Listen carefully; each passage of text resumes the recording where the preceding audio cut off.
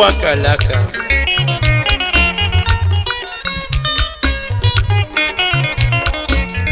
asino kilikili kana buku senadi ariye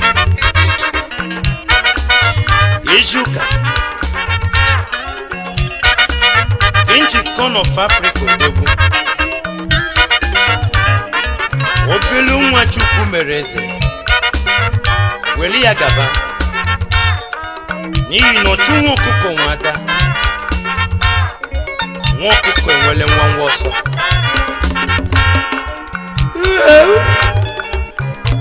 Aha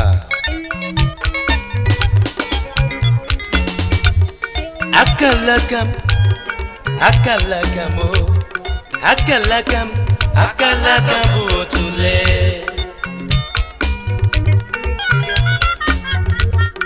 Akalakam